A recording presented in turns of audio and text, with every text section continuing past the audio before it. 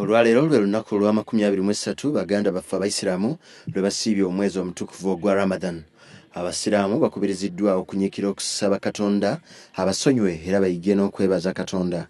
Mu ssente ze nkuwadde leka kubeera nga ng'ozirya wekka saasaanyaako ne banno babeere nga bagira ki? Bw'omala naawe kye mbagamba abaana Adamu ate temubeera Katonda yekka. Naawe eyowa selefu olina naawe okubeera obulungi. Qur'ani bw'egira ki? Bakadde bange bakama bange bassebo abaana b'eŋŋoma Qur'ani egamba nti bw'omala okubeera ebya Mukama n'obimaliriza naawe you have to be happy. Olina okusanyukako obeere nga weeyagalako mu nsi muno. Ensi eno Katonda yatukolera kweyagala bannange. Oweekitiibwa Kaddu Kiberu ategeeza nti abantu bangi tebaasooka kumutegeera bwe yatandika enteekateeka ya peewosa, naye kati bangi batandise okulaba kaweefube okukulaakulanya abantu ba Ssaabasajja Kabaka kubanga bangi tebabadde na mutima gwa kutereka na kwekulaakulanya. Ono agambye nti okuva lwe yatandikawo omwoleso abakungu bangi bazze bamubuuza oluvannyuma lw'okulaba nga buli mwaka gulinnya omutindo. Ekisaawe kitono ne mbaga nti nze mmanyiddirwe n'abagamba nti ekisaawe kitono naye ekisaawe tekinnabeera kitono. Buli lw'oyimirira n'olaba abantu abaflowinga nga tebajjuuza corridors omanya nti ekisaawe kikyali kinene nnyo.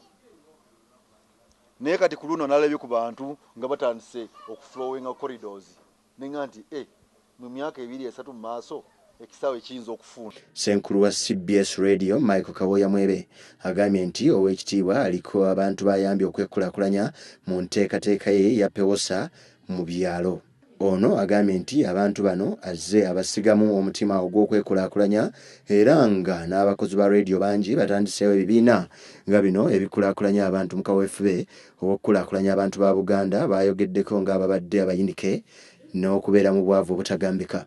Naye njagala kwebaza buli omu yenna atukwatiddeko era nziramu okusaba ti mu lugendo lwaffe olw'emyaka 2 egiddako tusaba mwongere okutulungamya, mwongere okutuwa amagezi era tujja kuwuliriza ebyo byonna eby'ensonga ate tubisse mu nkola.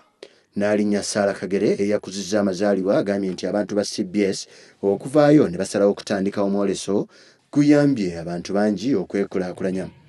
N'alinnya asiimye Oweekitiibwa Kaddu Kiberu olw'omutima ogwagaliza abantu nga ajuliza abantu ssekinnoomu bazze akwata ku mukono okwekulaakulanya saako n'okuba nti akoledde nnyo Obwakabaka bwa Buganda okubutwala ku ntikko. Ate okusinga njagala nkwebaze olw'okutuukiriza ekyo tetukusuubiramu ggwe ng'omwami wa Kabaka nti osembeza n'ogabula abantu ba Ssaabasajja ne balya ne banywa ne basanyuka ate abo ne beenyumiriza mu kuweereza omutanda.